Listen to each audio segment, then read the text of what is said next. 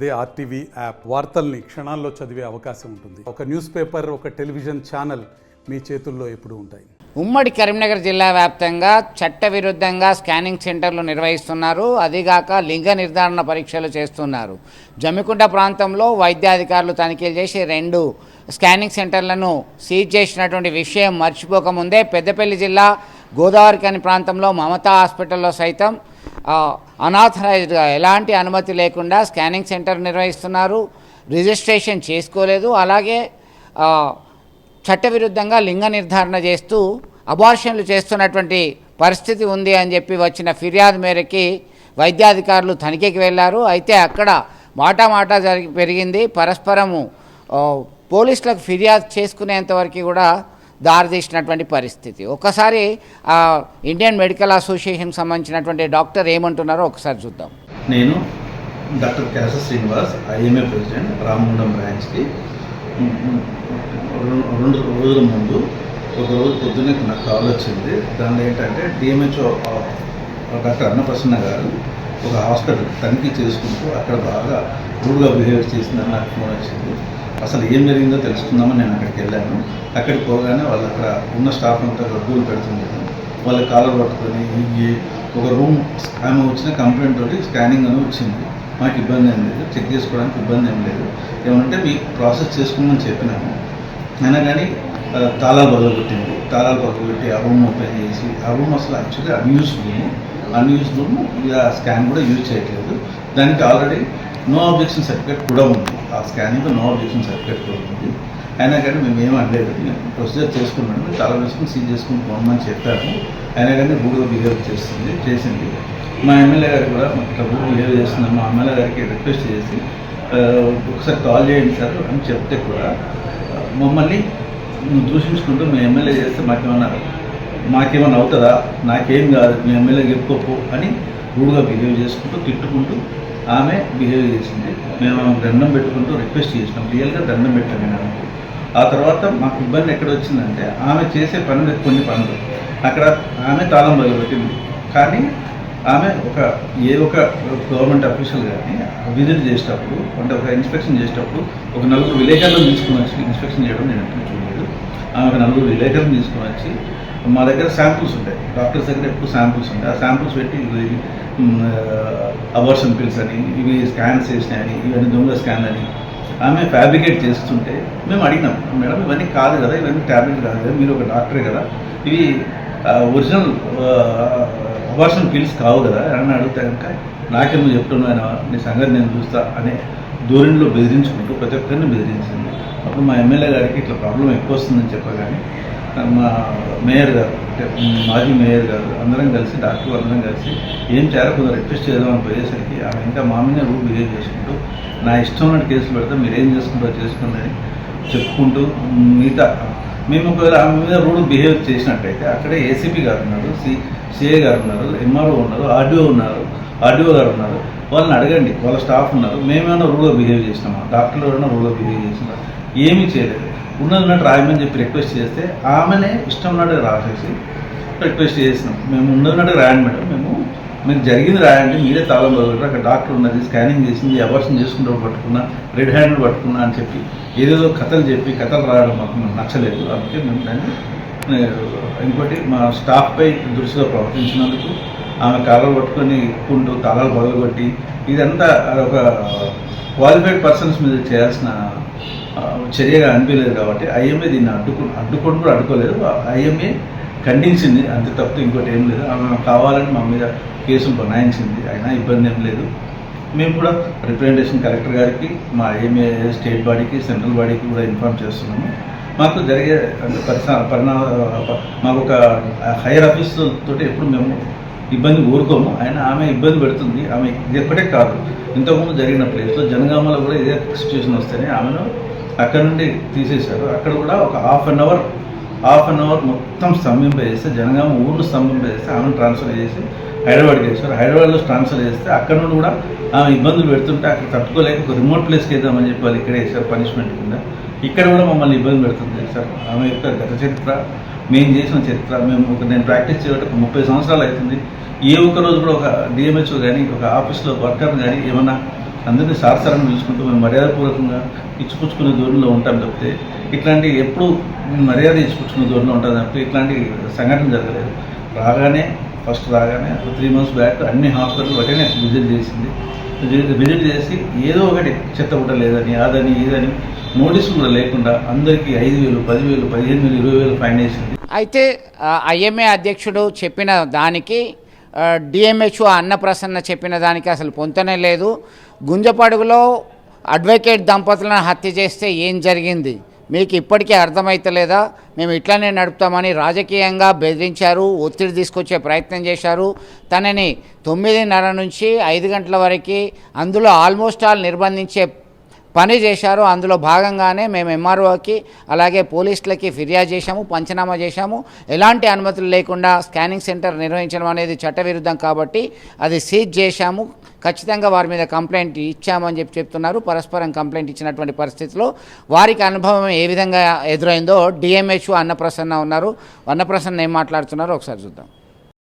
గోదావరి ఖనిలో ఉన్నటువంటి శ్రీ మమత హాస్పిటల్లో ఒక అల్ట్రాసౌండ్ స్కానింగ్ మెషిన్ అన్రిజిస్టర్డ్ ఉంచుకొని అక్కడ అసాంఘిక కార్యకలాపాలు చేస్తున్నారు, చట్ట నేరం అయినటువంటి పనులు చేస్తున్నారు అనేటువంటి కంప్లైంట్ వచ్చిన దృష్ట్యా 26వ తారీఖున నేను అక్కడ ఇన్స్పెక్ట్ చేయడం జరిగింది. అక్కడ నిజంగానే ఒక డాక్టర్స్ ఛాంబర్లో అంటే లేడీ డాక్టర్ ఛాంబర్లో ఈ స్కానింగ్ మెషిన్ అక్కడ ఉన్నది మేము చూసాము. అది వాడుతూ ఉన్నట్టు కూడా గమనించడం జరిగింది.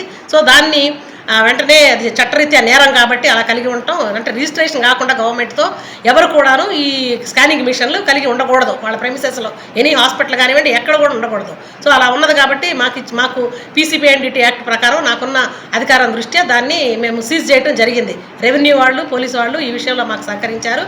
సో ఇది చేస్తున్న తరుణంలో అక్కడ ఉన్నటువంటి హాస్పిటల్లో ఓనరు డాక్టర్ నాగిరెడ్డి కానివ్వండి, తర్వాత డాక్టర్ రాజశేఖరు, ఇట్లాంటి వాళ్ళందరూ, తర్వాత అక్కడ లోకల్లో ఉన్నటువంటి ఐఎంఏ ప్రెసిడెంట్, తర్వాత అంతకుముందు ఉన్న మాజీ మేయర్ ఒక అతను డాక్టర్ గారు, తర్వాత ఇంకా ఏదో ఒక పొలిటికల్ పర్సన్ ఒక ఆయన స్వామి అనే అతను, ఇట్లాంటి వాళ్ళందరూ చాలామంది, ఇంకా చాలా మిగతా వాళ్ళందరూ కూడా వాళ్ళ అనుచరులు వాళ్ళు పెద్ద గొడవ చేసేసి మీరు ఇక్కడ ఇది సీజ్ చేయడానికి వీల్లేదు, మీరు మా గోదావరి ఖనిలోనే అసలు హాస్పిటల్స్ని ఇన్స్పెక్ట్ చేయడానికి అవసరం లేదు, మీరు ఉంటే ఉండండి లేకపోతే ట్రాన్స్ఫర్ చేయించుకుని వెళ్ళిపోండి అని, తర్వాత నన్ను వ్యక్తిగతంగా నా మీదకి వచ్చేసి నన్ను చంపేస్తాము, మళ్ళీ బెయిల్ తీసుకుని వచ్చి ప్రాక్టీస్ చేసుకుంటాము అని చెప్పేసి అట్లా వ్యక్తిగతంగా కూడా అట్లా బెదిరించి నన్ను చాలా బాధ పెట్టేసి అట్లా నేను రిపోర్ట్ రాసుకోకుండా అడ్డం పడి పొద్దున్న నుండి 9:45కి వెళ్తే నేను లోపలికి 4:45 వరకు వాళ్ళు నన్ను బయటికి రానివ్వకుండా లోపల నన్ను రిపోర్ట్లు అవన్నీ రాసుకునే పని కూడా నన్ను చేసుకోనివ్వకుండా పంచనామా నిర్వహిస్తే దానిలో లాస్ట్కి కష్టపడి చేస్తే కూడా విట్నెస్లను బెదిరించి వాళ్ళ సంతకాలన్నింటినీ కొట్టేయించి పేపర్లు లాక్కొని మళ్ళీ పేపర్లు చించేసి అట్లా 2 సార్లు మా పేపర్లన్నీ చించేశారు, అంత లాక్కున్నారు. చివరికి అంటే రెవెన్యూ వాళ్ళు అంటే ఆర్డీఓ గారు తర్వాత ఏసీపీ గారు వీళ్ళందరూ వచ్చినారు. అప్పటి వరకు ఇవన్నీ జరుగుతూనే ఉన్నాయి. లాస్ట్కి సాయంత్రం వాళ్ళు ఎక్కడికో నా మీద నేనేదో వాళ్ళని దౌర్జన్యం చేశాను అన్నట్టుగా వాళ్ళు తప్పుడు అభియోగాలు మోపుతూ ఫోన్ అంటే కేసు పెడతాము అని అన్నప్పుడు వాళ్ళని ఏదో డైవర్ట్ చేసి వాళ్ళని పోలీస్ స్టేషన్ వైపు పంపించి నన్ను ఆ హాస్పిటల్లో నుండి బయటికి పంపించేశారు. తర్వాత నన్ను వెంటనే నేను యాక్చువల్గా నా రూల్ ప్రకారం నేను ఇది సీజ్ చేసిన వెంటనే కేసు పెట్టాలి వాళ్ళ మీద. సో అది పెట్టడానికి పోలీస్ స్టేషన్కి వస్తానంటే వీళ్ళు కూడా అక్కడికి వెళ్ళారు కాబట్టి ఇప్పుడు వద్దమ్మా తర్వాత మీరు రండి అని అన్న నేపథ్యంలో నేను వెళ్ళిపోయి ఎంఆర్ఓ ఆఫీసులో కూర్చొని ఈ పనులన్నీ అంటే టైపింగ్ ఇవన్నీ చేసుకొని అక్కడ నుండి ఆ తర్వాత 8:30-9 ఆ ప్రాంతంలో అప్పుడు పోలీస్ స్టేషన్కి వెళ్ళేసి నేను కేసు అన్ని బుక్ చేసి రావడం జరిగింది. ఈ విధంగా నేను అందరికీ చెప్పే మెసేజ్ ఏంటి అని అంటే ఎవరు కూడాను మెడికల్ ప్రాక్టీషనర్స్ మీకు తెలుసు పీసీపీఎన్డీటీ యాక్ట్ అనేది చాలా స్ట్రిక్ట్ యాక్ట్ మీకు తెలుసు, అదేంటి ఆడపిల్లల్ని గర్భస్థ దశలోనే చంపేస్తున్నారు అనే విషయం దృష్ట్యా ఈ మన పీసీపీఎన్డీటీ యాక్ట్ అనేది వచ్చింది. కాబట్టి ఇది ఏంటంటే ప్రొహిబిషన్ ఆఫ్ సెక్స్ సెలెక్షన్ అనేది యాక్ట్. కాబట్టి ఈ యాక్ట్కి దీన్ని బట్టి చాలా ఇదేంటంటే పీనల్ యాక్ట్ అన్నట్టు, అంటే దీని మీద చర్యలు ఉంటాయి కాబట్టి క్రిమినల్ ప్రొసీడింగ్స్ ఉంటాయి. కాబట్టి అందరూ ఎప్పుడు కూడాను రిజిస్ట్రేషన్ లేకుండా మీ హాస్పిటల్స్లో ఇలాంటి స్కానింగ్ మిషన్లు కలిగి ఉండకూడదు, కలిగి ఉండడమే నేరం. అలాంటిది సంవత్సరాల కొలది 2023లో వీళ్ళు ఈ మిషన్ తెచ్చుకున్నట్టుగా వాళ్ళు చెప్పినారు. అప్పటి నుండి కూడా ఇప్పటివరకు రిజిస్ట్రేషన్ చేసుకోకుండా ఉంచుకోవడం తప్పే కాకుండా మళ్ళీ అది ఉన్నదానే మేము పోయి దాన్ని సీజ్ చేస్తాము అని సీజ్ చేస్తున్నప్పుడు నన్ను అడ్డుకొని నా మీద దౌర్జన్యం చేసి నన్ను ప్రాణం తీస్తామని బెదిరించడము, అందరినీ పట్టుకొచ్చేసి మీదికి ఆల్మోస్ట్ ఇంకా అంటే మీద పడి అటాక్ చేసినంత పని చేసి నన్ను భయభ్రాంతులకు గురి చేశారు. నా పని నన్ను చేసుకోనివ్వలేదు, ఇంత చేశారు. ఇదంతా తప్పు అది. కాబట్టి ఎవరైనా కూడా ఇట్లాంటి వాళ్ళు ఇంకా ఇప్పటికైనా ఉన్నా కూడా ఇమ్మీడియట్గా వచ్చేసి వెంటనే రిజిస్ట్రేషన్ చేసుకోవాలి గవర్నమెంట్లో. మేము ఇక్కడ ఫెసిలిటేట్ చేయడానికే ఉన్నాము. ఏంటంటే పద్ధతి ప్రకారం రిజిస్ట్రేషన్ చేసుకుని నెల మీరు చేస్తున్న స్కానింగ్స్ అన్నిటి గురించిన రిపోర్ట్లు గవర్నమెంట్కి ఇవ్వాలి. చూస్తాం మేము దాని గురించి. అంటే ఎందుకు అంటే స్కానింగ్ చేస్తున్నారు ఏంటి అనేది గవర్నమెంట్కి లెక్క వెళ్ళాలన్నట్టు. కాబట్టి అదంతా మీరు చేయకుండా మీరు ఇవన్నీ మాఫీ అంటే తప్పించుకోవడం కోసము, తర్వాత మీ అంటే ఎవరు నిఘా లేకుండా రిజిస్ట్రేషన్ చేసుకోవట్లేదంటే మాకు తెలియదు కదా మీ దగ్గర ఉన్నట్టు.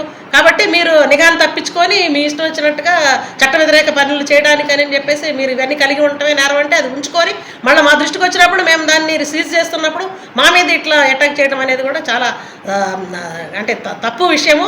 కాబట్టి దయచేసి మెడికల్ ఫ్రెటర్నిటీ ఎవరు ఇట్లా చేయడానికి వీలు లేదు. మీరు చట్టానికి అనుకూలంగా చట్టబద్ధంగా మనందరం పని చేసుకోవాలి. మీరు అందరూ పని చేస్తూ ఉంటే మీకు ఫెసిలిటేట్ చేయడానికి మేము ఇక్కడ గవర్నమెంట్ ఆఫీసర్స్ ఉన్నాము. మీరు ఏం చేయాలి, రిపోర్ట్లు ఎలా తయారు చేయాలి ఏంటి అనేది అవన్నీ నేను మాటిమాటికి పీరియడికల్గా పిలిపించి మీకు అందరికీ నేను మీటింగ్లు కూడా పెడతా ఉన్నాను. ఇప్పటికే నేను వచ్చి 5 నెలలు అవుతున్నాను. 2 సార్లు స్కానింగ్ మెషిన్లు ఉన్న వాళ్ళందరినీ పిలిపించి మేము మీటింగ్లు పెట్టడం కూడా జరిగింది. అందరు నేర్చుకున్నారు, చక్కగా రిపోర్ట్లు కూడా ఇస్తూ ఉన్నారు. కాబట్టి ఇట్లా చట్ట వ్యతిరేకమైన పనులు చేసి మళ్ళీ ఆఫీసర్ల మీద దౌర్జన్యం చేయడం అనేది జరగకూడదు. మీరందరూ జాగ్రత్త పడండి. ఇది చాలా నేరపూరితమైన విషయం.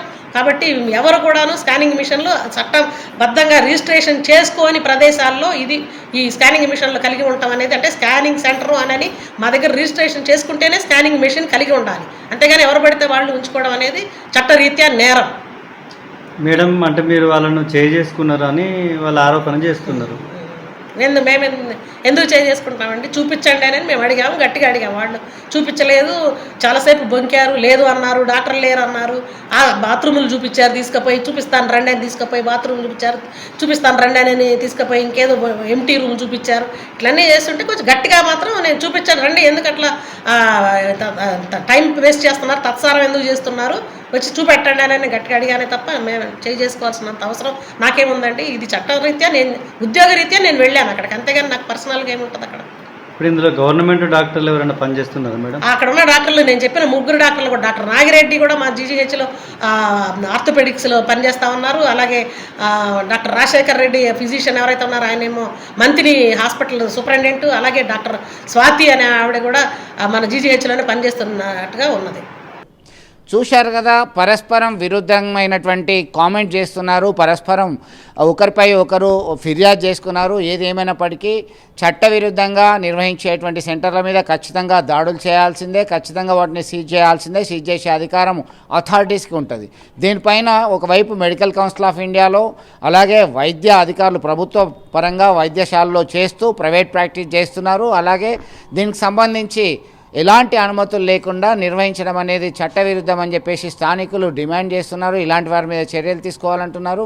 మొత్తం మీద దీని మీద మెడికల్ కౌన్సిల్ ఆఫ్ ఇండియాకి సంబంధించిన సభ్యులు ఇన్వాల్వ్ కావాలి, నిజ నిర్ధారణ చేయాలి, దీన్ని ఒక కొలిక్కి తెచ్చి ప్రజలకు న్యాయం చేయాలి, ప్రజలకు ఎలాంటి ఇబ్బందులు కలగకుండా చూడాల్సినటువంటి అవసరం తక్షణమే ఉంది అని చెప్పవచ్చు. వీడియో జర్నలిస్ట్ సుమంత్తో కలిసి చంద్రశేఖర్, RTV, కరీంనగర్ నుండి. మరిన్ని వీడియోస్ కోసం ఛానల్ ని సబ్స్క్రైబ్ చేయండి. లేటెస్ట్ అప్డేట్స్ కోసం వాట్సాప్ ఛానల్ ని ఫాలో అవ్వండి. ఆ లింక్ డిస్క్రిప్షన్ లో ఉంది.